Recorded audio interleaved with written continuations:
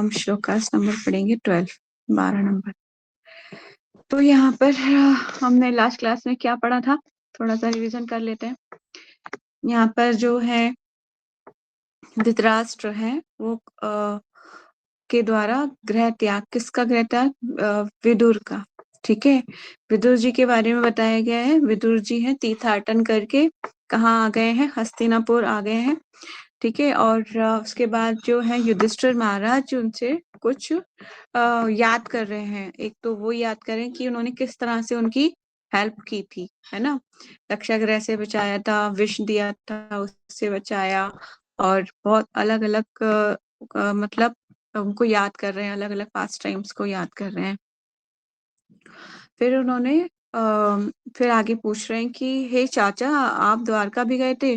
बोले कि क्या आप द्वारका भी गए थे क्या? उस पवित्र स्थान में जो यदुवंशी हमारे मित्र तथा शुभचिंतक हैं, उस जगह पे भी गए थे आप, जहाँ भगवान की नित्य सेवा होती है, में तत्पर रहते हैं जो लोग। और क्या आप उनसे मिले होंगे अथवा उनके विषय में सुना होगा? वे अपने अपने घरों में सुखपूर्वक रह रहे हैं ना। ये एक बेसिक एडिकेट हुआ करता था। आजकल कहीं ना इस चीज को लोग मतलब कहीं ना कहीं भूलते जा रहे हैं, एटिकेट्स को। जैसे कि पहले अगर आपको याद होगा कि अगर हम अपने नानी के घर या फिर अपने चाचा के घर या अपने किसी भी के भी घर जाते थे या मौसी, तो वो क्या पूछती थी? मम्मी पापा कैसे हैं, सब कैसे हैं, घर में सब ठीक है ना, है ना, पूछते थे ना। पर आजकल लोग अगर बिना फोन करे तो किसी के घर जा नहीं सकते हो। पहले तो बिना फोन करे ही चले आते थे सारे रिलेटिव्स। अलग अलग फेस्टिवल्स पे, होली पे अलग अलग, मुझे याद है हमारे यहाँ होली का फेस्टिवल, मैं बताती हूँ आपको, करीब 10 दिनों तक चलता था। 10 दिन लोग मतलब कभी चाची आ रही हैं, कभी मामी आ रही हैं, कभी बुआ आ रही हैं, और दो अलग अलग लोग आते थे। मतलब होली मिलना, मिलन, होली मिलन मतलब किसे कहते हैं, वो 12 दिनों तक चलता था। कोई ना कोई मिलने आता ही रहता था, या फिर हम भी चले जाते थे किसी के घर। तो ऐसे, और मम्मी बहुत सारी गुजिया बनाती थी। गुजिया मठरी हमारे यहाँ बहुत बनती थी, बहुत मतलब टोकरा भर के बनती थी। तो कहने मतलब ये है कि पहले कितना अपनापन था लोगों के अंदर, और आजकल वो सब खत्म हो चुका है। तो जब भी हम ये एटिकेट से किसी के घर जाते तो वो से हम मतलब, या फिर हमारे घर कोई आते तो हम उनका कुशल मंगल पूछते हैं। ठीक है, तो इस तरह से युधिष्ठिर महाराज भी विदुर जी से क्वेश्चन कर रहे हैं। तो चलते हैं श्लोकास नंबर 12 की तरफ। श्रील प्रभुपाद की जय, श्रील गुरुदेव की जय। इति उक्तो धर्मराजेन सर्वतत् संवर्णयात् यथानुभूता क्रमशो वना यदुकूलक्षयम् इति, इस प्रकार उक्त पूछे जाने पर धर्मराजेन राजा युधिष्ठिर द्वारा सर्वम सब कुछ तत्वह संवर्णयात संवर्णयात ठीक से वर्णन किया, यथा अनुभूतम, जैसा आपने अनुभव किया था, क्रमशः एक के बाद एक, विना रहित, यदुकुल क्षयम, यदुकुल का विनाश। महाराज युधिष्ठिर द्वारा इस तरह पूछे जाने पर महात्मा विदुर ने क्रमशः सब कुछ कह सुनाया, जिसका उन्होंने स्वयं अनुभव किया था। केवल यदुवंश के विनाश की बात उन्होंने नहीं कही। ठीक है, उन्होंने सब कुछ बता दिया जैसा उन्होंने अनुभव किया था द्वारका में। बस उन्होंने क्या नहीं बताया कि यदुकुल का विनाश की बात। उन्होंने ये नहीं बताया कि यदुकुल का विनाश हो रहा है या हो गया है। ठीक है, हम 11 स्कंद में बहुत और डिटेल में पढ़ेंगे कि यदुवंश का विनाश कैसे हुआ था। एक स्टोरी लाइन मैंने पहले भी बताई थी आपको कि मूषल एक जो सांप, जो क्या नाम है, जामवंती का पुत्र सांप है, उन्होंने क्या किया था, अपने पेट पर कपड़ा बांध लिया था, और ब्राह्मणों की सभा जिसमें नारद मुनि भी थे, जाके बोला कि नारद मुनि बताओ मेरे पेट में क्या है, किसका मेरे पेट में, मेरे मतलब कौन किसका जन्म होगा मेरे पेट से, मेरे पेट। तो वो बोलते हैं कि हे मतलब बोलते हैं कि हे अज्ञानी बालक, तुमने मतलब हमारा उपहास किया है। अब तुम्हारे गर्भ से क्या होगा, एक मूसल प्रकट होगा जो तुम्हारे यदुवंश का विनाश करेगा। तो फिर क्या होता है, अ, जो जामवंती पुत्र साम होते हैं वो डर जाता है और फिर वो उग्रसेन, राजा उग्रसेन के पास जाते हैं। तो वो बताते हैं कि ऐसे ऐसे ब्राह्मणों ने श्राप दे दिया है। तो समय के प्रभाव से फिर सांब के गर्भ से एक मूसल का जन्म होता है। तो जो उग्रसेन जो होते हैं उन्होंने क्या करा था, उसको घिसवा देते हैं, घिसा घिसा के घिसा घिसा के घिसा घिसा के घिसवा देते हैं। वो जैसे होता है ना, कोई लोहे को घिसो घिसो तो वो पतला होता जाता है। जैसे कि कभी आपने देखा हो कि हम जैसे चाकू होता है उसकी धार को तेज करते हैं ना, ऐसे घिस दिया, उन्होंने उसको घिस दिया और बहुत छोटा हो गया, बहुत ही छोटा। उसको तो फेंक दिया समुद्र में। और जो उसकी घिसा था तो कुछ राख निकली। उसको राख को भी उन्होंने जो है समुद्र की तरफ ही खींचा था। तो वहां पे वो क्या हुआ, उसके तो लोहे के पेड़ बन उग आए उससे, जो राख थी। और जो राख तो नहीं कहेंगे, उसका जो पाउडर पाउडर था। और जो मूसल छोटा सा जो फेंका था समुद्र में, उससे एक मछली ने खा लिया था। तो जब मछली ने खाया, मछुआरे ने उसको निकाला और फिर वो मछली को उन्होंने काटा, तो मछली के पेट से वो मूसल का टुकड़ा निकला। तो वो जो मछुआरा था उसका एक भाई मतलब बहेलिया जो था उसका फ्रेंड था। उसने कहा कि ये लोहे का टुकड़ा उसको ही काम आएगा, तो वो उसको दे देता है। बहेलिया उसको टुकड़े को तीर बना रहा होता है, तीर बनाते हैं ना जैसे तीर। तो तीर के ऊपर एक इस आप देखो ना, रेक्टेंगल लगा होता है, रेक्टेंगल बना होता है ना लोहे का। तो उस रेक्टेंगल को फिर वो क्या करता है, उसको रेक्टेंगल का शेप दे देता है तीर को, मतलब स्क्वायर को। तो फिर क्या होता है, फिर वो वही तीर वो मतलब शब्द भेदी बाण चलाता है जो भगवान के पैर में लग जाता है। वही तो, वो यदुकुल का विनाश इस तरह से होता है। ये बेसिक मैंने आपको स्टोरी बताई है, बाकी हम 11th कैंटो में पढ़ेंगे डिटेल में। ठीक है। तो इस तरह से यदुकुल का विनाश के बारे में उन्होंने नहीं एक्सप्लेन किया था। श्लोकास नंबर 13। जयश्री आप पढ़ोगे या साउंड है उधर? नहीं।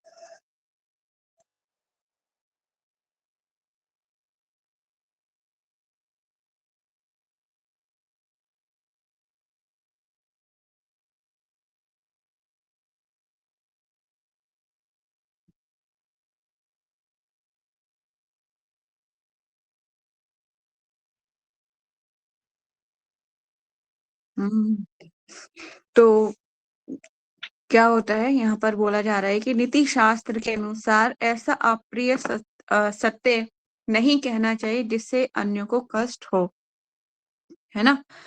जिससे लगे कि मतलब फॉर एग्जाम्पल कि कुछ ऐसा सत्य जिसे कहने से सामने वाले को हो सकता है कोई हार्ट अटैक आ जाए या फिर उसका मृत्यु हो जाए। और तो इस तरह से हमें सत्य को भी मतलब एकदम से नहीं उजागर करना चाहिए, बहुत धीरे धीरे बोलना चाहिए।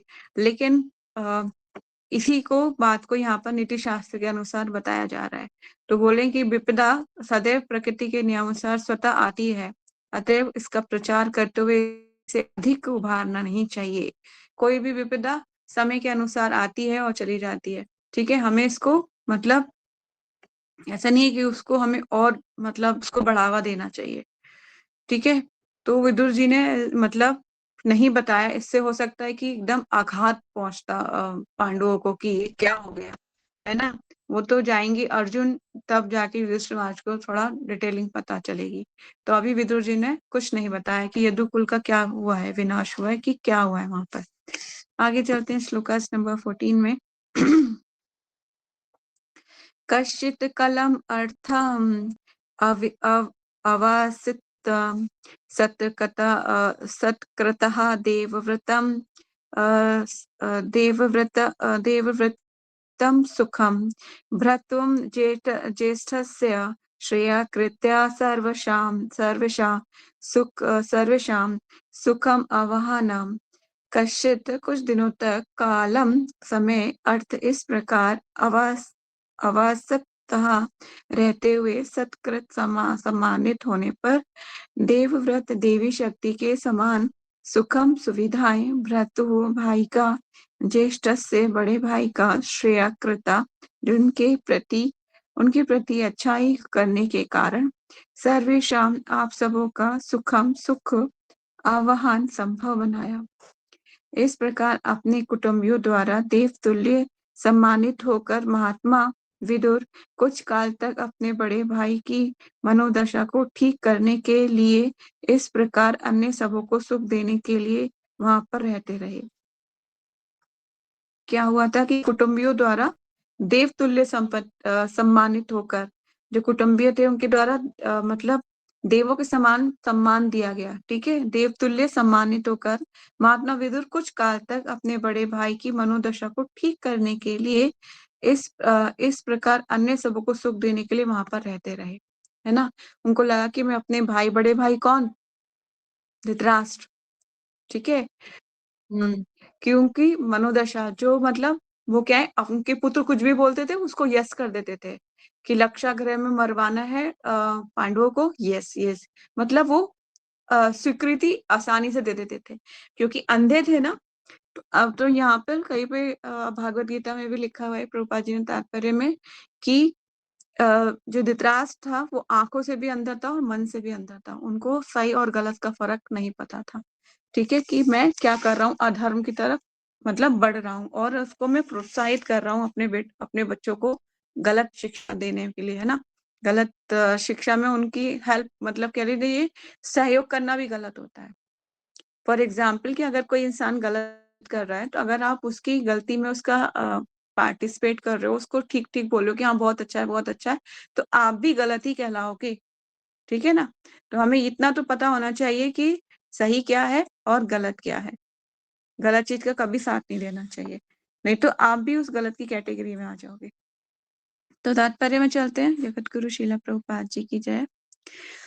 विदुर जैसे महात्मा पुरुषों का सत्कार स्वर्ग के निवासियों जैसा होना चाहिए।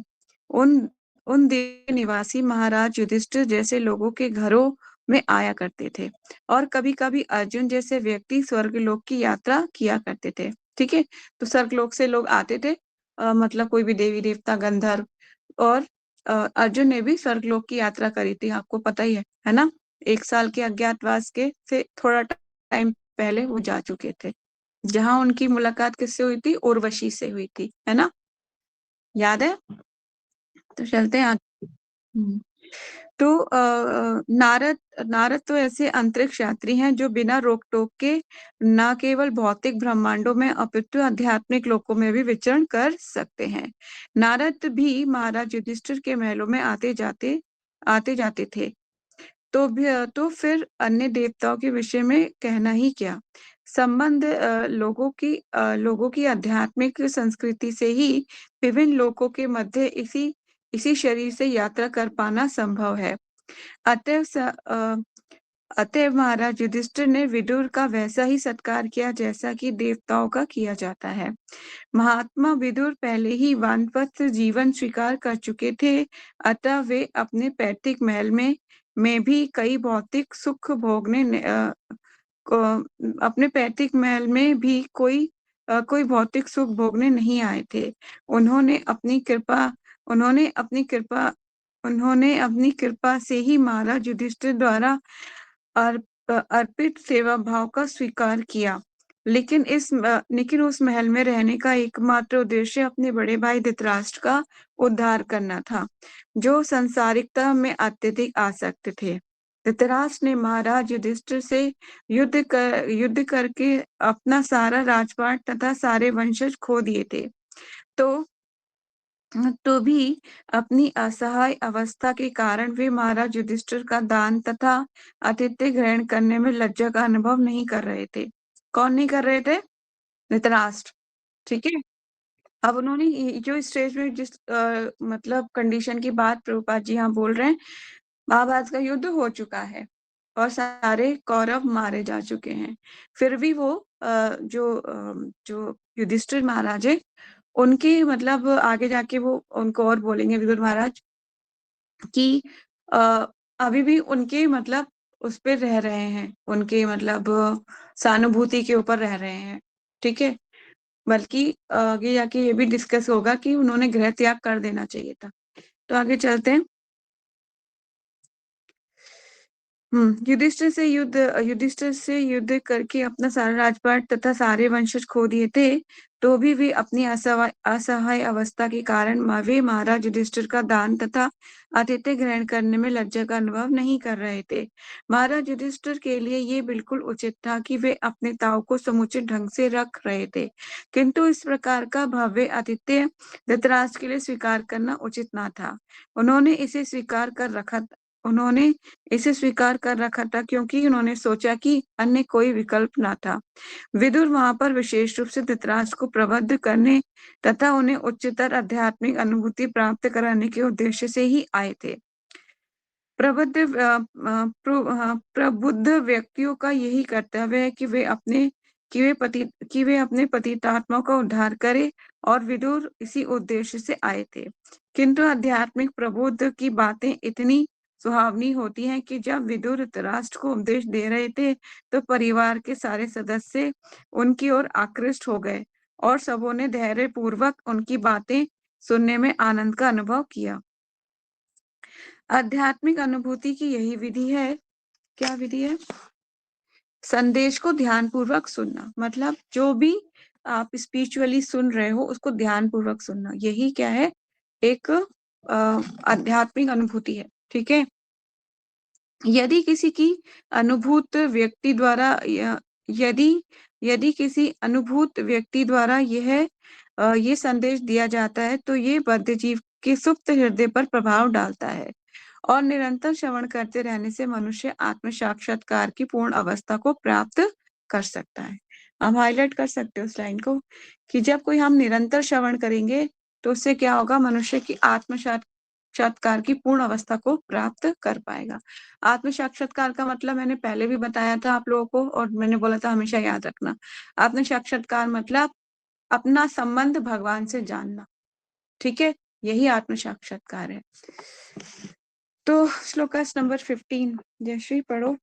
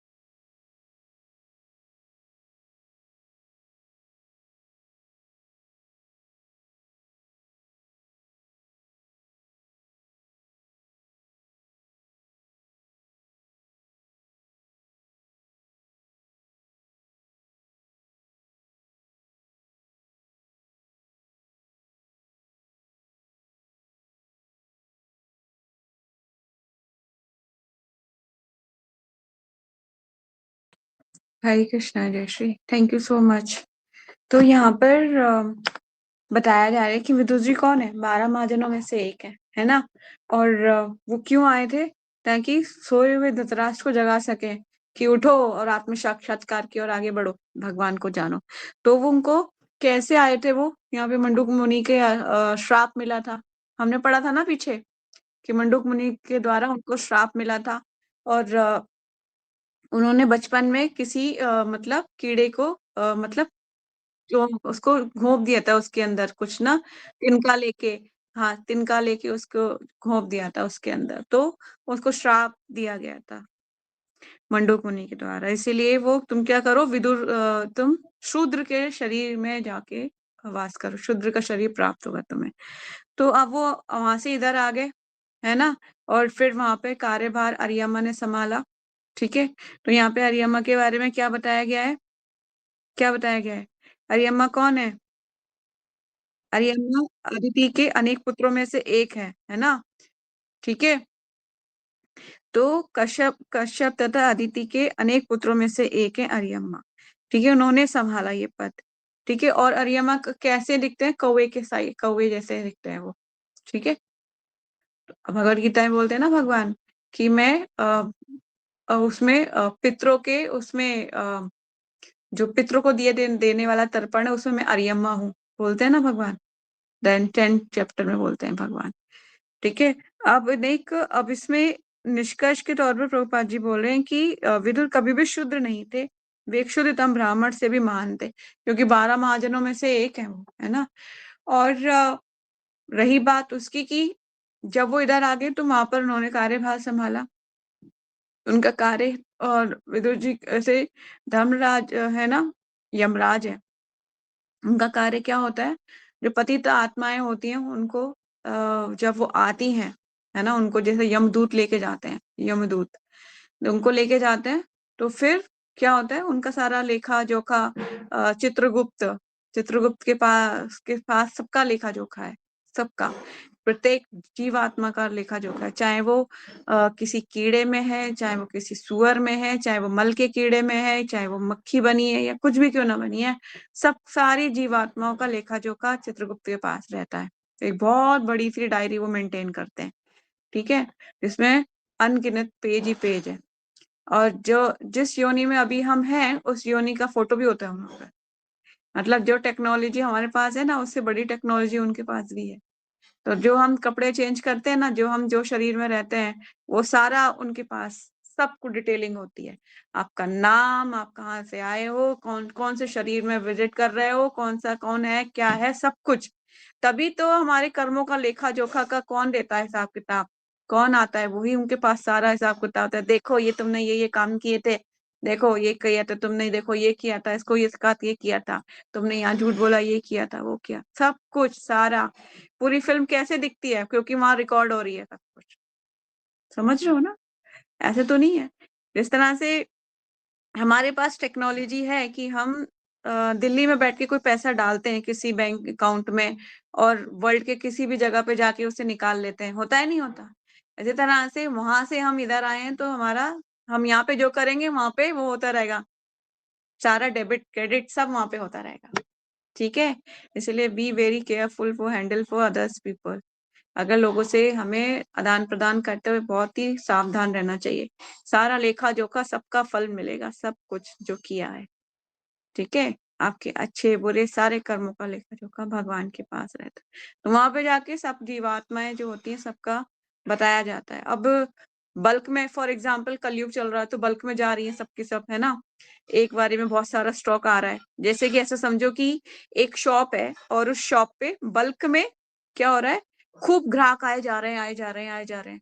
तो फिर क्या होगा, फिर जो शॉप वाला है वो कहेगा कि ग्राहकों को आप रुक जाओ, बड़ा वेटिंग लिस्ट में डाल देगा ना, कि ठीक है मैं आप अपना नाम लिखा दो, मैं वेटिंग लिस्ट में, आपका जब नंबर आएगा तो मैं आपको प्रोडक्ट दे दूंगा। होता है ना ऐसे, जब ज्यादा कस्टमर आ जाते हैं किसी भी शॉप के पास तो वैसे ही होता है। ऐसे ही जब यमपुरी में ज्यादा लो स्टॉक जा रहा होता है, जैसे कलयुग में है, बहुत ज्यादा पापी लोग है ना, सबके सब कलयुग नरक ही जा रहे हैं, तो फिर वहां पे क्या होता है, वेटिंग लिस्ट में डाल देते हैं। वेटिंग लिस्ट में जाके कौन सी जगह चले जाते हैं, पितृलोक में। वो वेटिंग लिस्ट है पितृलोक की। फिर वहां पे जैसे जैसे आपका नंबर आता जाएगा और आपका हिसाब किताब होता रहेगा। अच्छा, इसने मरते समय कुत्ते की योनि में जाएगा, क्योंकि इसने क्या किया था, कुत्ते से प्यार किया था बहुत। जाओ कुत्ते की योनि में जाओ। मैंने आज देखा एक लड़की कुत्ते को इतना प्यार कर रही थी, सड़क का कुत्ता, नाली का एकदम गंदा सा, और उसको उसको कपड़े पहना रही है, उसको उसके लिए शॉल, पता नहीं क्या कपड़े, कंबल ला रही है, उसके बेड बना रही है सड़क पे ही। मैंने कहा पक्का कुत्ते की योनि में जाने वाली है, नो डाउट।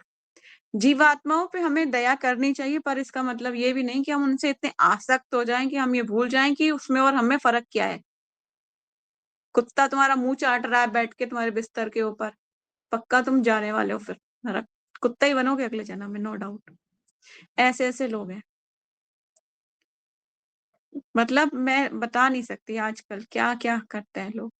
इसी तरह से ये जब वहां पर सारा कार्यभार यमराज जी संभालते हैं। आज ही मैं गुरु महाराज का एक लेक्चर सुनी थी। गुरु महाराज की एक डिसाइपल्स थी, गुरु महाराज की शिष्या थी, उनके पति गुरु नहीं मानते थे इस्कॉन को, अगेंस्ट है इस्कॉन के।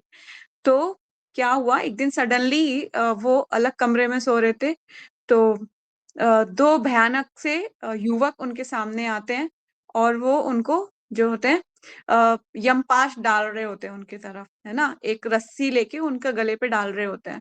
और वो जैसे ही उनके प्रभु जी की आंखें बड़ी बड़ी हो जाती हैं, उनको देख रहे होते हैं बहुत खूंखार, तो वो ना एकदम से क्या चिल्लाते हैं, हरि बोल हरि बोल हरि बोल। और फिर हरे कृष्णा मामन सडनली बोलने लगते हैं वो, हरे कृष्णा कृष्णा कृष्णा हरे हरे, हरे राम राम राम हरे हरे। तो फिर क्या होता है, वो यमदूत वहां से अदृश्य हो जाते हैं। फिर ये रियल स्टोरी है, रियल स्टोरी। तो फिर वो अपनी वाइफ को बुलाते हैं, कहते तुम इधर आओ इधर आओ। बोले, क्या हुआ क्या हुआ? तो बताते हैं कि दो भयानक से युवक आए थे, और मैंने हरे कृष्णा मंत्र बोला और मुझे छोड़ के चले गए, क्योंकि यमदूत नहीं ले जा सकते ना उसको जो भगवान का नाम ले रहा है। ठीक है, तो फिर क्या हुआ, फिर उसने बोला कि मुझे तुम माला लाके दो, मुझे भगवत गीता लाके दो, मैं माला करूंगा, मैं भगवत गीता पढ़ूंगा। तो इस तरह से ये मतलब ये रियल स्टोरी है, रियल, बिल्कुल रियल। ऐसा नहीं है कि ये कोई इमेजिनेशन है, या फिर माता जी ऐसे ही किसी को सपना देखा हो, नहीं, रियल स्टोरी। तो वो भक्त बना, क्या तुम जो कर रहे हो बहुत सही कर रहे हो, कहने का मतलब ये। इसीलिए ऐसे रियलाइजेशन लोगों को होते हैं, आज भी होते हैं, ऐसा नहीं है। ठीक है, लेकिन आत्मा जो है को लेके जाते हैं यमपुरी तक, यातना शरीर उसको प्राप्त हो जाता है, और तुरंत ही लेके चले जाते हैं। यातना शरीर समझते हो ना, जैसे 13वीं 10वां संस्कार जब होता है तो उसको, उसके पिंड बनाए जाते हैं। जो शरीर होता है ना, जब फॉर 13वीं कर, कुछ लोग 13वीं करते हैं, कुछ लोग 10वां संस्कार करते हैं। ब्राह्मणों में 10वां ही सुना है मैंने, पंजाबियों में 13वीं करते हैं। तो जो मतलब जहाँ पे शमशान घाट जहाँ पे जलाया होता है वहीं पे होता है ये संस्कार। तो पुत्र क्या होता है, जो पुत्र ने अग्नि दी है तो पुत्र करेगा, पति ने दी है तो पति करेगा। फिर वो ब्राह्मण क्या करता है, आटे के कुछ पिंड बनाता है, आटे में कुछ चावल और कुछ और एक आध भूसा, पता नहीं क्या क्या मिक्स करता है वो, ये पिंड बनाता है। पिंड से समझते हो ना, गोले गोले से, गोले गोले, हाँ, वो पिंड बनाता है। और पिंड में एक एक बॉडी का एक एक पार्ट्स बना, वो पिंड जो हमारी बॉडी में जितने जितने पार्ट होते हैं उतने उतने पिंड बनाते जाते हैं। ठीक है, और पूरे शरीर का, जैसे कि सर का पिंड है ना, पेट का पेट है, पिंड है, हाथ का पिंड है, पैरों है, तो इस तरह से हृदय है, ऐसा। तो पूरी बॉडी का एक पिंड मतलब अलग अलग मतलब पार्ट्स बनाया जाता है, फिर सबको जोड़ दिया जाता है आपस में। तो वो एक, फिर उन पिंडों से पिंड बन जाते हैं, और उसके बाद कुछ मंत्रस भी होते हैं जो बोले जाते हैं। और फिर जब ये पिंड बन जाते हैं, इन पिंड को फिर मिला, मैंने बताया ना, मिला दिया जाता है। फिर पूरा यातना शरीर बन जाता है उसका, वो यातना शरीर बनता है। फिर उस पूजा जो मंत्र बोले जाते हैं, उसके बाद वो यातना शरीर को लेके आगे की जर्नी यमदूत करते हैं, फिर आगे लेके जाते हैं उसको। और जो जो उसने जीवन में दिया है, फॉर एग्जाम्पल कि अगर उसने किसी को पहनने के लिए चप्पल दी है तो उसको चप्पल मिलेगी, अगर उसने अगर किसी को छाता दिया है तो छाता मिलेगा, पानी पिलाया किसी को तो पानी मिलेगा रास्ते में। वो जो जो जो जर्नी पे जा रहा है उसको जो जो उसने किया है जिंदगी भर वो उसको मिलता रहेगा। अगर उसने फूल लगाए हैं, पौधे लगाए हैं, तो उसके पेड़ों की छाएं मिलेगी। गरम रेत पर तपती हुई उस यातना शरीर को लेके जाते हैं। बहुत पेनफुल होता है वो। ठीक है। और ऐसे ही उसको जो है 16 द्वार पार करने होते हैं आत्मा को। और 16 द्वार पार 8 द्वार पार करने के बाद एक नदी बहती है, वैतरणी नदी। उस वैतरणी नदी में उसको डुबो के लेके जाते हैं। वैतरणी नदी खून की, पीप की, मल की, मूत्र, और उसमें भयानक कीड़े होते हैं, उसमें डुबा के लेके जाते हैं। और जिसने जिंदगी भर गायें दान करी होगी ना, जैसे कि भगवत गीता भी दान में दे दी हो, दान करा हो, तो एक नदी, उस वैतरणी नदी पे एक पुल बन जाता है। पुल, फिर उस पुल पे चढ़ के आत्मा आगे के लोक में जाती है। ठीक है। मैंने बहुत डिटेलिंग में ना ब्राह्मण से, पिंड खुद बना रहा था ब्राह्मण, मैंने खुद बैठ के सुना है उससे ये सारी चीजें, और फिर डिस्कस किया है कि कैसे आत्मा कहाँ जाती है, और लास्ट के जो द्वार होता है उसको वहां पे क्या दिखता है, क्या होता है। तो वो कह रहा था कि लास्ट का जो द्वार होता है उसमें उसको जो है यमपुरी में एंट्री मिल जाती है, यमपुरी में एंट्री मिलती है। फिर वहां पे उसके कर्मों का हिसाब किताब होता है कि क्या है, उसकी लास्ट विश क्या रही थी, क्या सोचा था इसने, उसके हिसाब से फिर पूरा लेखा जोखा। इसलिए ना हमारा जीवन का प्रत्येक क्षण हमें ऐसे व्यतीत करना चाहिए मानो हम अ, सबसे अच्छे हैं, मतलब भगवान के भक्त बन जाओ, वो बहुत अच्छा है। गलत गलत काम करोगे ना तो फिर बहुत पिटाई होगी यमदूतों के द्वारा। तो यहाँ पर जो यमराज की वही बात की जा रही है। विदुर जी जो है यमराज है, वह विस्तार रूप है। और जब वो इस धराधाम में आए थे द्वार, तो फिर क्या हुआ था, और यम ने उनका पद संभाला था। ठीक है, तो आज हम इतना ही पढ़ेंगे। If you have any question please ask, otherwise we are stop here.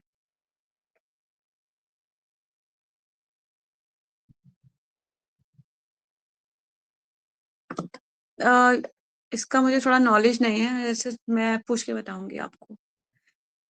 जहां तक तो मैंने तो ये सुना है। और इसकी पोस्ट कैसी होती है ये भी मुझे पूछना पड़ेगा। इसकी पोस्ट मिलती कैसे है, किसको मिलती है, कौन इसकी पोस्ट को एलिजिबल है, एलिजिबिलिटी क्राइटेरिया क्या है। अगर पूछेंगे ना हम किसी सीनियर तो कहेगा कि बनना है कि हम दूध। एलिजिबिलिटी क्राइटेरिया क्या है। ऐसा कोई शास्त्रों में वर्णन नहीं है, पर हो सकता है किसी पुराण में वर्णन हो, क्योंकि पुराण भी है ना अलग अलग, तो उनमें हो शायद वर्णन हो। जैसे कि उसमें ये गरुण पुराण है, गरुण पुराण, हो सकता है उसमें कोई वर्णन हो इस चीज का। मेरे को डिटेलिंग नहीं पता, मैंने थोड़ा सा ही पढ़ा है गरुण पुराण, ज्यादा नहीं पढ़ा। और कोई क्वेश्चन?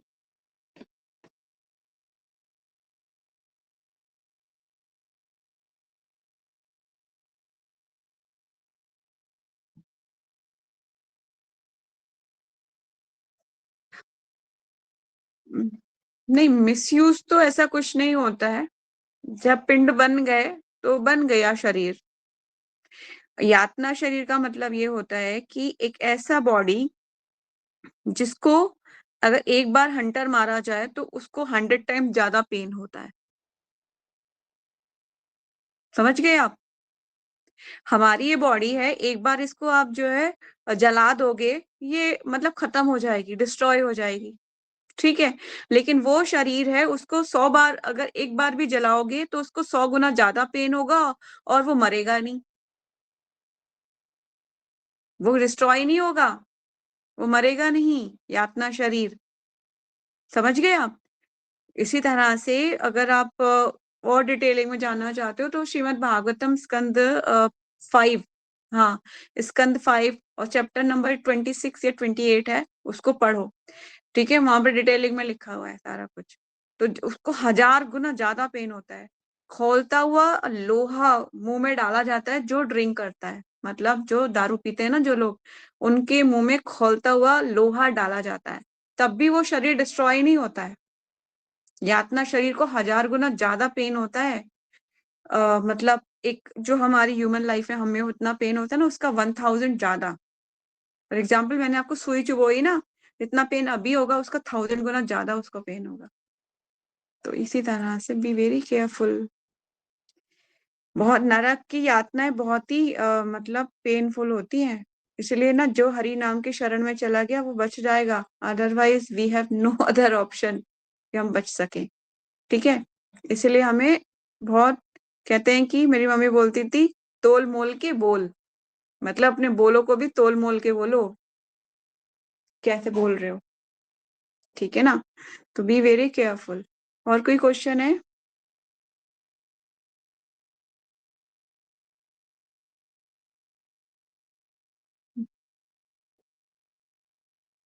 पितृलोक में भी तो वेटिंग ही हो रहा है ना। पितृलोक में वेटिंग ही तो, वेटिंग है इसीलिए तो इकट्ठी हो रखी है वहां पे सारे के सारे। जैसे कि फॉर एग्जाम्पल, जैसे मैंने आपको बताया था कि एक शॉप में बहुत सारे ग्राहक आ जाते हैं, क्लाइंट्स। तो शॉप वाला क्या करता है, सबके कांटेक्ट नंबर ले लेता है और कहता है कि हम आपको एक एक करके बुला लेंगे, है ना, बोलते हैं ना। तो फिर उसी तरह से वहां पे भी यही होता है, सबकी एंट्री हो जाती है, यहाँ से जितने भी गए सबको यमदूत लेके गया, तो वहां पे एंट्री हो गई। एंट्री हो गई, एंट्री होने के बाद बोल दिया कि आप पितृलोक में वेटिंग में जाइए जी। तो वेटिंग चल रही है। अब यहाँ से जैसे कलयुग है, तो कलयुग से तो बहुत सारा स्टॉक जा रहा होगा ना वहां पर, मतलब बहुत सारे लोग जा रहे होंगे, तो सारे कहाँ इकट्ठे हो रहे हैं, पितृलोक में इकट्ठे हो रहे हैं। ठीक है, इसीलिए हमें अपने पितरों को तर्पण देना बहुत जरूरी होता है, पता नहीं कब तक कौन कहाँ तक बैठा हुआ है अपने कर्मों के हिसाब से। इसीलिए हमें तर्पण देना बहुत जरूरी है उनका। उनका जब पितृपक्ष आता है, इसलिए पितृपक्ष करना बहुत जरूरी है, नहीं करोगे तो दुख ही दुख पाओगे, क्योंकि वो वेट कर रहे हैं उनको तो। वो वहां पे तो ये जानते हैं ना कि मैं जहां से अभी उनका वो थोड़ी नहीं हुआ है, उनका जजमेंट नहीं हुआ है ना कि क्या करना है, कौन सी जगह जाना है, क्या करना है। इसी तरह से वेटिंग लिस्ट में खड़ी हुई हैं। एक मूवी आई थी, वैसे तो हम लोग नहीं मूवी देखते, पर एक मूवी थी झुक गया आसमान, झुक गया आसमान। उसमें हीरो होता है ना, वो मर जाता है, और मरने के बाद उसे यमदूत जो होते हैं ले जाते हैं नरक में। और वहां पे आप शायद यूट्यूब पे होगी, नहीं होगी, बहुत पुरानी मूवी है वो। आप हो सके ना उसका थोड़ा सा पार्ट देख सकते हो। वहां पर बहुत सारी असंख्य आत्माएं ना क्यू बना के खड़ी होती हैं, क्यू। क्यू समझते हो ना, लाइन, लाइन बना के खड़ी होती है, बहुत सारी असंख्य। तो वहां पर वो वहां पे जाता है, फिर उसका आ, उसको बोलते हैं कि फिर चित्रगुप्त बोलता है हमें क्षमा कर दीजिए, आप गलती से हम आपको ले आए। वो कहता है कि मेरा शरीर को तो जला दिया, मैं वापस कैसे जा सकता हूँ। तो वो कहते हैं कि हम किसी और के शरीर में आपको भेज देते हैं। तो अभी अभी हमें जिस आदमी को उठाना है, हम उसकी आत्मा को उठा लेंगे और आपके शरीर, आपकी आत्मा को उसके शरीर में डाल देंगे। मतलब वो फिलॉसफी गलत है, पर लेकिन वो, मतलब वहां पर ये दिखाया गया था कि पूरा यमलोक का चित्र दिखाया गया था। वो मैं चाहती थी, अगर आप देखना चाहो तो देख सकते हो कि यमलोक का क्या चित्र होता है। चित्रगुप्त के पास बहुत बड़ी किताब थी, उसमें सब फोटो वोटो सब कुछ, हमारे शास्त्र भी उसको पुष्टि करते हैं कि हाँ ऐसा होता है। ठीक है।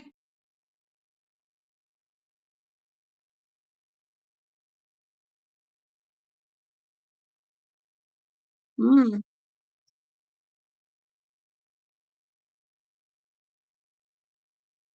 हाँ, होता है ऐसा, हो जाता है ऐसा। मंत्रों के द्वारा होता है, पर वो मंत्रों के द्वारा, और कुछ तामसिक या होते ना, ये जो होते हैं ना, तांत्रिक वगैरह जो होते हैं, ये बुला लेते हैं। मैंने सुना है ऐसा, एक मतलब एक फैमिली थी, उसके जो फादर थे कुछ साइन करके नहीं गए थे किसी प्रॉपर्टी पर। तो उस तांत्रिक को, उन्होंने किसी तांत्रिक को हायर किया, और फिर उसको अपने फादर की सोल को बुला लिया। और वो बुला लिया, और बुलाने के बाद वो आ गई, मतलब दिए पता नहीं क्या क्या जलाए हुए थे उसने। एक गोल गोल घेरा बना के, और वहां पर जो है मोमबत्तियां जलाई हुई थी। जैसे ही वो सोल आई, और सारी मोमबत्तियां बुझ गईं, और कोई अंधेरा हो गया। फिर फिर वो जो तांत्रिक के ऊपर आई थी, उसी तांत्रिक के ऊपर आके बोल रहे, मुझे क्यों परेशान कर रहे हो, तुम्हारा मुझसे क्या संबंध है। तब उन लोगों ने पूछा कि ऐसे ऐसे आप बताइए कि प्रॉपर्टी के पेपर कहाँ कहाँ रखे हैं। तो बताए क्या हुआ, प्रॉपर्टी के बारे में तो उसने बता दिया कि मेरे पेपर यहाँ पे इस अलमारी में ऐसे नंबर लॉक में, ये पिन कोड है, सब बता दिया। लेकिन उसके बाद क्या हुआ, उस आत्मा ने ऐसी पटक्की लगाई सबको, ऐसी पटक्की लगाई, मतलब क्या होता है, दीवार में ले लेके ना सबके सर मारे उसने। और उसने, और एक भी नहीं बचा, सबको, सब मर गए सबके सब। और वो तांत्रिक भी मर गया, क्योंकि किसी सोल को बुलाने के बाद और फिर वो प्रेत योनि में प्रविष्ट कर गई, अब उसका क्या हुआ, वहां पे जाने का भी बंद हो जाएगा ना, इतनी आसानी से वापस नहीं जा पाती, फिर जब तक फिर उसको अलग प्रोसेस होता है उसके लिए, बहुत मुश्किल हो जाता है किसी भी सोल को ना, इतनी टच, मतलब कि जैसे कि भूत, अभी भी कोई भूत बना हुआ है फॉर एग्जाम्पल, कि सोल उसकी टाइम पीरियड नहीं पूरा हुआ था, अभी यहीं पे ही भटक रहा है ना, तो फिर वो मतलब अगर वो बहुत ही कंटेमिनेटेड है ना, तो वो किसी को भी मार सकता है। जैसे कि ब्लैक मैजिक होता है ना, ब्लैक मैजिक में भी ऐसे ही प्रेत आत्माओं को बुलाया जाता है खत्म करने के लिए, उसमें प्रेत आत्माएं आती हैं। प्रेत आत्मा और आत्मा में फर्क होता है, जो मतलब कि मंदिर के आसपास जो भी होती है ना, वो तो मतलब शुद्ध आत्माएं होती हैं, अपनी मुक्ति के लिए तलाश में रहती हैं कि कोई किसी भक्त को छू लें तो मुक्त हो जाए, है ना। लेकिन जो प्रेत आत्माएं होती हैं वो बहुत ही खराब आत्माएं होती हैं, और वो इतनी बेचैन होती है ना, उनको कुछ भी जो है कहीं पे भी वो नहीं मिल रहा होता, मतलब जैसे कि हम स्टेबल होके बैठे हुए हैं, आप सुन रहे हो, मैं बोल रही हूँ, वो एक क्षण के लिए भी नहीं रुक सकती, ऐसे भागी की जोर थे, ऐसे हवा की जैसे यूं यूं यूं यूं यूं, ऐसे बहुत भयानक होता है उनका जेस्चर। मैं मतलब ये भूतों के चक्कर में बहुत ज्यादा डेंजरस होते हैं, इसलिए बी वेरी केयरफुल। हमें देखिए, किसी अगर किसी की मृत्यु हो ना, तो प्रॉपर से सारे संस्कारों को बहुत अच्छे से करना चाहिए, और हरे अनुष्ठान, क्योंकि देखिए जब तक आपकी 13वीं और 10वां नहीं होता, वो सोल तो वहीं रहती है, वो कहीं नहीं जाती, वो देखती रहती है कौन मेरा कौन अपना, और अगर वो देखती है कि अगर सब लोग अपने में लगे हैं, खुश हैं, तो वो डिटैच्ड होती है, तभी यहाँ से जा पाएगी। फिर उसका जब पिंड बन जाते हैं और पूजा हो जाती है, शुद्धिकरण हो जाता है, हवन हवन हो जाता है घर के अंदर, तब वो आगे के यमदूत तब तक यमदूत उसके साथ ही रहते हैं, छोड़ते नहीं है उसको, क्योंकि उसको शरीर चाहिए होता है, भटक रहे होते हैं ना, शरीर शरीर चाहिए होता है, वो बेचैन होती है आत्मा बहुत। इसलिए क्या बोलते हैं, आपने सुना होगा, कि आत्मा को शांति मिले, है ना, जब डेथ हो जाती है तो बोलते हैं ना कि भगवान उनकी आत्मा को शांति दे।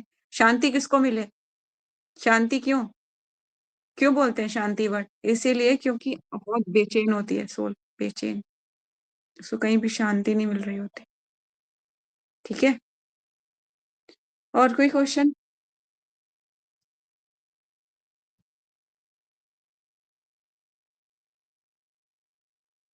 अगर अगर उसको बुलाने के बाद टाइम पीरियड कुछ बीत गया है तब,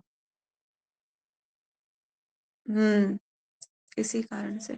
अब उसके बाद वो वापस कैसे जाएगी, उसकी जर्नी के बारे में मुझे थोड़ा नॉलेज नहीं है, कि वो वापस कैसे जाएगी, या वो कहाँ प्रवेश करेगी, या वो कई सालों तक भटकती रहेगी, इसके बारे में थोड़ा सा और सर्च करना पड़ेगा, पूछना पड़ेगा सीनियर से। मैं जो भी बता रही हूँ आपको, शास्त्रों पे बेस्ड बता रही हूँ, और जो मैंने कुछ देखा भी है। ठीक है ना, और कोई क्वेश्चन? बस, कल करेंगे बाकी continue।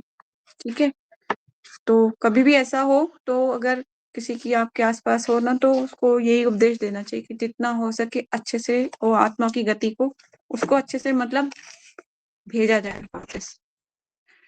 ठीक है, कुछ लोग की नेचुरल डेथ होती है, किसी की एक्सीडेंटल डेथ होती है, कोई अपने आप ही डिस्ट्रॉय कर लेते हैं अपने आप को, है ना, तो वो इम्पोर्टेंट है कि कैसे हो रही है।